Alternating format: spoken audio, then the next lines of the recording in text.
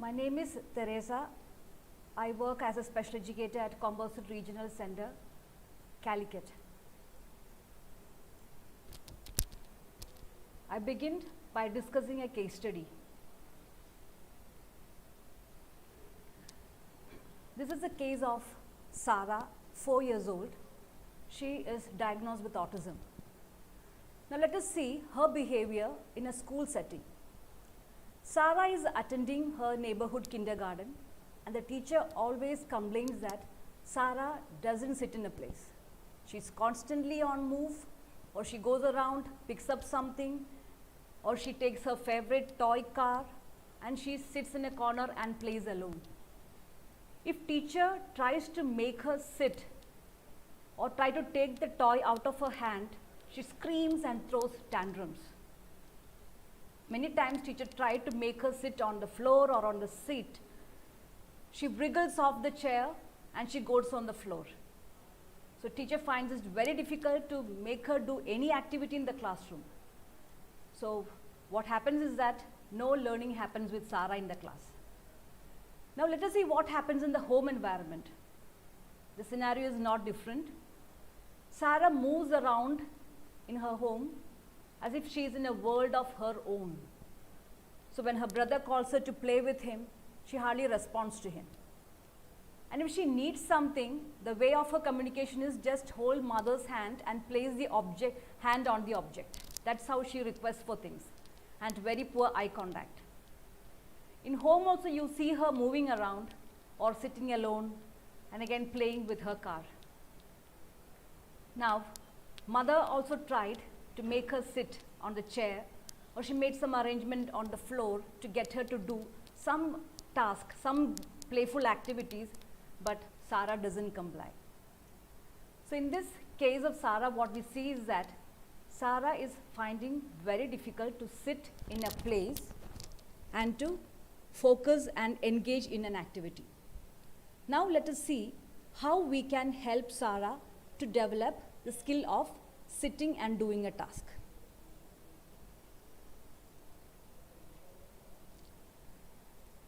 Sitting tolerance or sitting to do a task is a very important task because it's necessary in our learning process.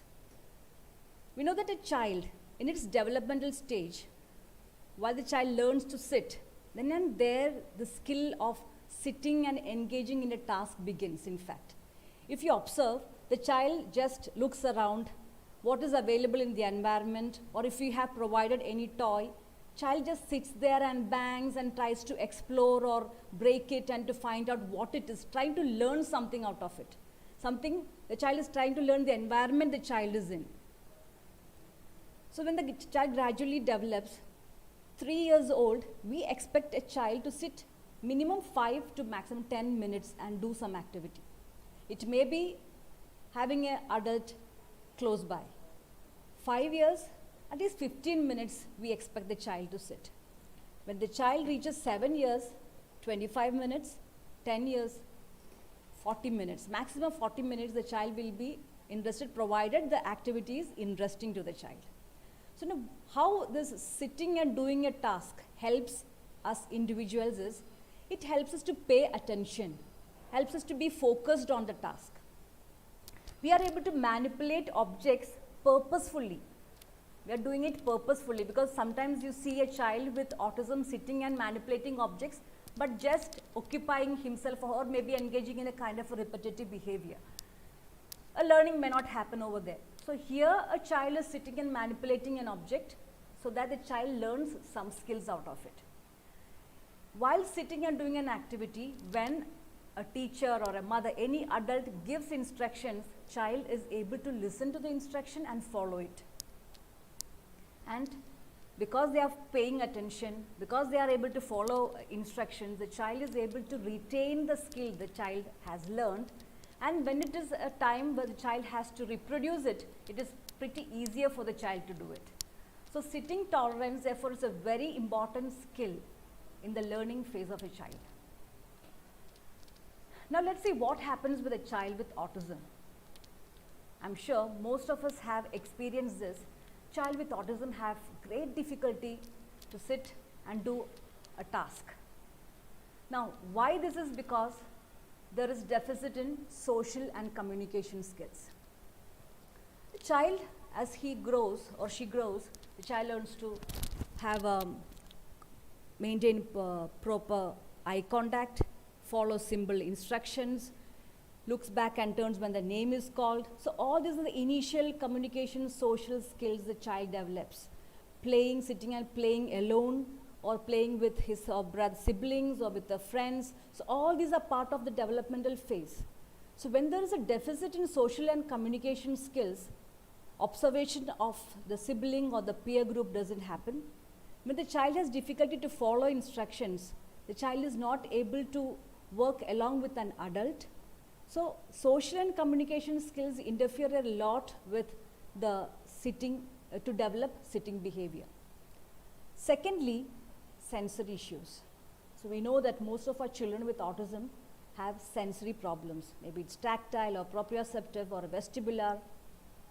So whatever be it, so if the child is having such kind of issues related to sensory, then it's very difficult for the child to sit and focus on the task given.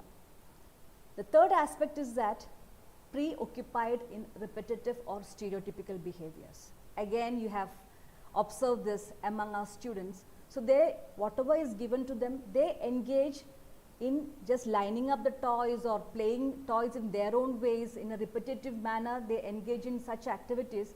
So it causes a hindrance for the child to sit and do the task. Now, how to help the child with autism to develop sitting behavior is to have a very structured intervention plan. We know that child with autism responds quite well with structured classrooms or structured materials is provided. So structured intervention plan, as teachers we need to plan for the child to help the child develop sitting behavior. Now let us see how we can do this. So I request your attention to this point. So now we are going to work with the child. The first and the foremost thing what we do is that we are providing the child a distraction-free, structured environment. What do I mean by distraction-free is that you have kept away all the objects or toys, whatever is there around in the room, so that the child is not distracted and doesn't reach for the items, the eye stucks. And in the room itself, you have a clear demarcated area. There is workspace, there is play space.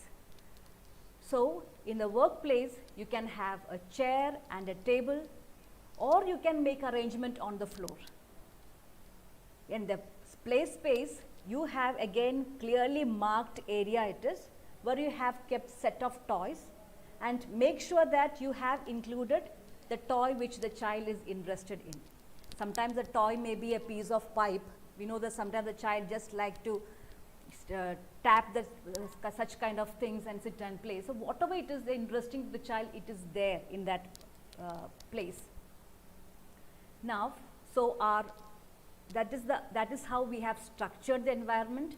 We have kept everything away from the child. So it's a distraction-free, structured environment is ready right now. Now what we do is that we will not bring the child first to the task. So first, to make it less demanding, we make the child to sit and play with a toy that the child likes to play with. So you allow the child to play with the toy 30 seconds or 20 seconds at play space. So you are taking the child to the play space. There the child takes the toy that child likes, and the child is sitting and playing with the toy. Okay, the child is sitting and playing there. Now 30 seconds are over. Now you want the child to come to the workplace and sit and work. So now you are going to instruct the child. So you can use a visual. Now what the picture I have shown here is a line graph, line picture of work. Otherwise you can take the picture of the workspace itself. You can have it. So you just take the picture, you go to the child is sitting and playing over there. Then you show the visual to the child and says, Sarah, it's work time. Sarah, it's work time. Then now you want the child to keep this toy back. Now if we are going to snatch it, then the child may throw tantrum, the child is upset, then all your plan is gone. So what we do is that we have to prepare the child. So you do that preparation by counting 5. So we are counting from 5 downwards. 5, 4, 3, 2, 1. Then I take the child. So when you're taking it, make sure that it just comes to your hand with be firm and take it away. So that there will not be both of you are having a game of taking it from each other's hand. So you give the count and you have taken it, direct the child, take the child to the workspace. And teachers, you be prepared that the child is going to throw tantrums. Child may scream or maybe try to go on the floor, but you are just going to ignore it. You don't give eye contact. You don't make any comments. You will not say, oh Sarah, it is not, come you sit here now, after doing this you are going to get your playtime, you are going to play with your favorite toy. No comments at all. You don't give eye contact, you are not making any comment, you straight bring the child to the task. So I hope you are clear with this now. The first is we are going to prepare a distraction-free, structured environment. I have put the distraction-free and it should be a structured. Structured in the sense, there is clear space provided as workspace, clear space is provided as play space. All the toys are away except you have kept a set of toys in the play space. Then you have made it distraction free. As we said earlier, everything is clear out of the room. Then you are allowing the child to play 30 seconds. Then after that you go, show the visual. The child may look at the visual, may not. It is not. You are just showing it so that it's all these are ways to prepare the child that you are going to do something else right now. So you are going to have a break from your play time. So instruct the child, work time, take the child over there, and before taking the toy you count 5, placing the hand in front of the child, 5, 4, 3, 2, 1, toys off. Then you are taking the child to workspace, and always remember, child may scream, whatever, and if parents are there, inform them, it's okay, just relax. If the child cries or whatever, it's okay. We just have to give some time for the child to learn this, that he is or she is going to get their playtime back. So now we are moving ahead.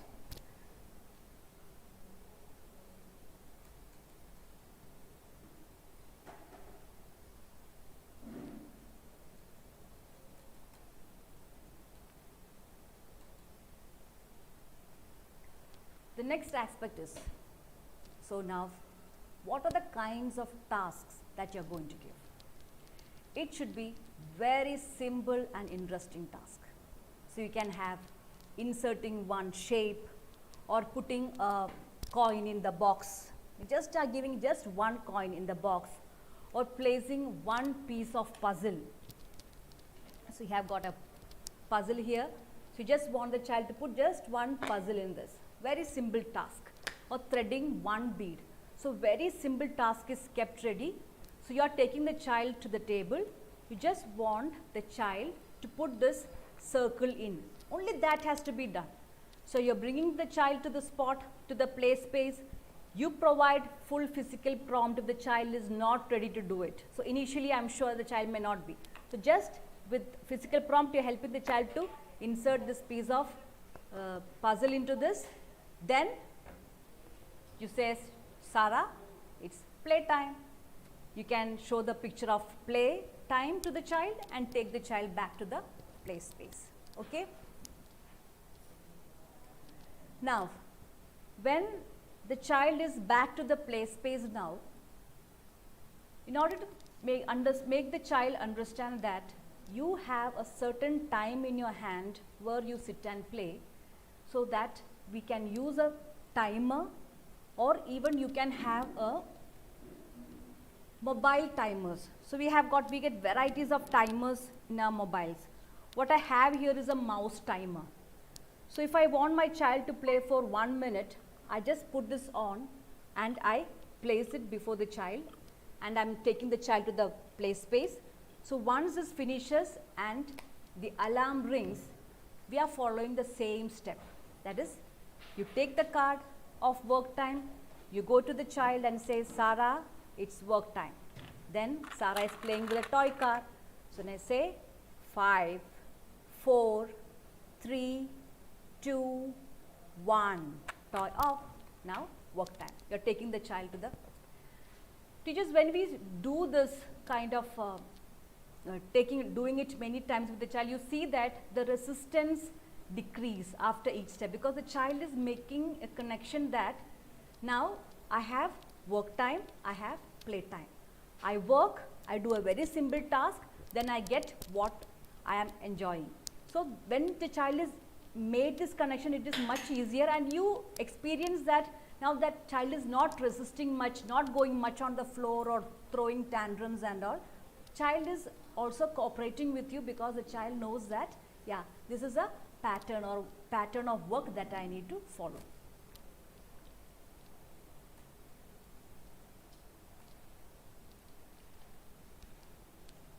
Initially we were talking about the child has got difficulty with sensory issues. So when the child has got sensory issues, it will definitely interfere with sitting behavior.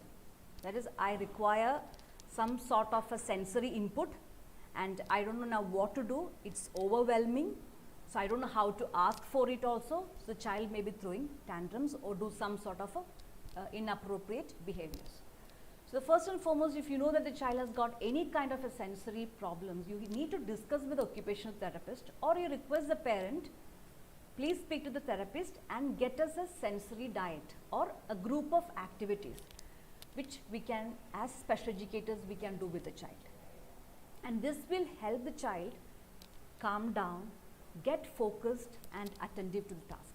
So in certain cases, what our experience is that the child is having problem only because there are sensory issues. So the moment before taking the child to do tabletop activities, you are giving lot of massage and you're making the child jump on the trampoline, or you're taking the child on the therapy ball and making and jumping and all, then the child has calmed down, and you get a very better response from the child when you're making the child to do the activities. So even you can use, if the child has require any proprioceptive needs, sensory seat wedge can be used, as you see in the picture, that that also gives us some extra sensory input to the child. So it will not make him to fidget and wiggle when he sits on the seat. So before activity or after doing an activity, you can provide the child deep pressure in the joints, or any massage, or you make the child jump on the trampoline. So when you are doing the sensory activities with the child, you get a response from the child, because the child is cooperating very well. That means the child requires the sensory input. So once that is done, the child has no issue. Come, the child will do the activity, then you can take the child back to the sensory activity, then come back and do the activity. So that the way we can help the child to develop sitting behavior and be focused and do the tasks.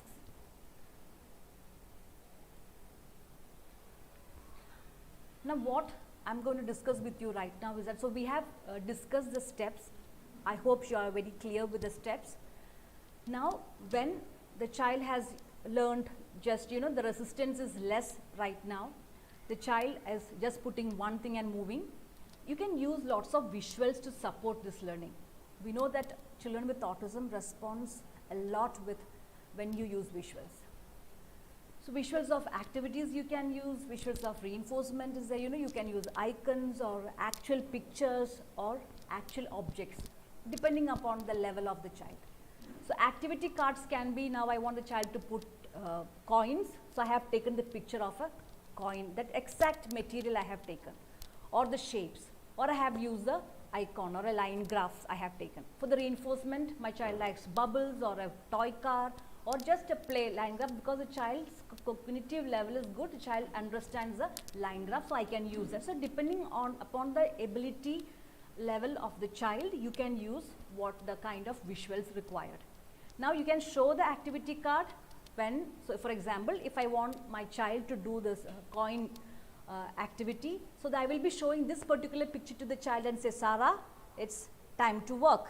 So Sarah sees this is what it is, and the same material is there on the table. Sarah goes and does the work. Then Sarah loves to play with the toy car. So I am showing her the toy car picture. Sarah looks at it and Sarah gets a toy car. So visuals also helps the child to calm down, because the child, it conveys a lots of information to the child. So you can use these activity cards and reinforcement or playtime activity cards to the child.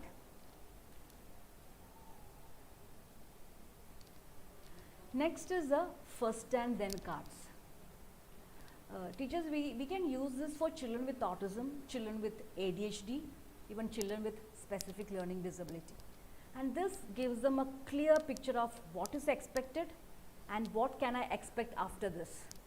So it, you know, if the child is anxious, the child is able to calm down, because the child knows that first this is what is going to happen, and next this is what I will be getting.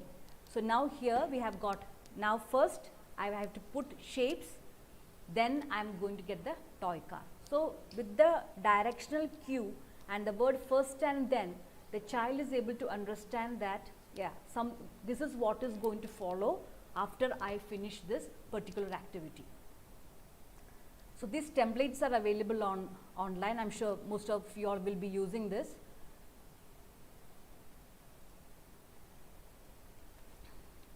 Next is a token board. It's also very helpful once the child has learned the initial steps of just sitting and doing activities, you can start with the token board system. That is, you can make a board. You can take just an A4 size paper, make columns, what you see here now. I am working, a small column is there, then 5 blank columns you have. So in that template you can have stars or smileys or even coins you can use, or sometimes if you just take a marker and you can use marker on the laminated sheet, because you can wipe it off. So the top column indicates what reinforcement I am going to get. So it may be a toy, or it may be bubbles, or I am going to play with my friends, whatever. I am working for this. So to get this, I have to do 5 activities. That is the 5 columns represent. So now the first thing is that what I do is that now when I am going to start with the child, I will not make the child do all the 5 activities. I just want the child to do only one activity. So all the other 4 columns are already filled to get the child a feel that I don't have to do these things. I just have to do the empty one. Only one I need to complete. 1 star is out there. You are making the child to do the activity. So you have got the shapes here. So you kept the shapes, allowing the child to keep the shapes. Activity is over. Then you are making the child to put the star over there. So the second I am working for, the last picture shows that all the 5 activities are done. Then you tell the child, very good, good sitting, Sarah. Here you get your reinforcement. So you are giving the bubbles to the child. Okay. So you begin with one activity, and you see that the other 4 columns are already full. Now once the child progresses, then you see that the child has improved. It's almost like the strategy what we use, shaping. The child was first with only 1 piece, now the child can do 2 pieces, now 3 pieces. Now gradually if the child is able to do all this, then I can have the complete 1 activity child is able to do. So now 1 activity plus reinforcement is done. Now I can move to 2 activity and reinforcement. So here that's why you see 3 stars are already placed and 2 stars are out. That indicates that the child has to insert coins in the box, the child has to do the shapes. Then the child is going to get the activity. So when the coins activity is done, we place 1 star. Then next the child will do the shapes. Then child gets the star again. That means the activity is completed. Now you are going to get your reinforcement. Now once the child is comfortable in doing that, we go for 3 activities. So again 2 columns are already done. 3 activities have to be done. 1, 2, and I want the child to stack rings. So again child does, after 1 activity 1 star goes in. After the second activity another star goes in. After the third activity we place the 3rd star. Now the 5 activities are completed and we move till the child completes doing. So finally what we want a child to do is, our specific objective is, when you are providing the child with 5 activities. You have provided materials of 5 activities and instructed Sarah, sit and work. The child will sit and do each activity and place it in the completed box or finished box, and child will take the reinforcement after 1 month or 2 months, whatever. So that is what I want to achieve.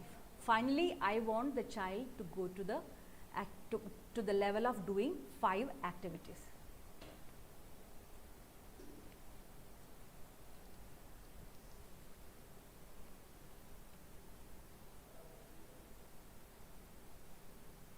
Some general instructions what I would like to share with you is, we need to practice this consistently with your child. In fact, you have to make this an IEP for the child. So every day you are spending some time, maybe just 5 minutes or 7 minutes with the child, making the child do this activity.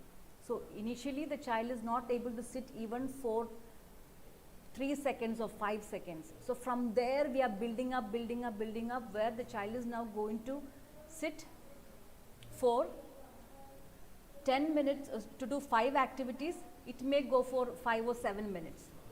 Now this becomes part of your schedule. As I told you, it is part of your IEP program. So as you follow your IEPs, this also becomes part of it.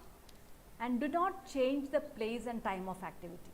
So if you are planning it, once the child comes in, some sensory activities you are doing, and if your first thing is this, so in your timetable where you have fixed this particular activity, see that it is done every day at the right time and the place.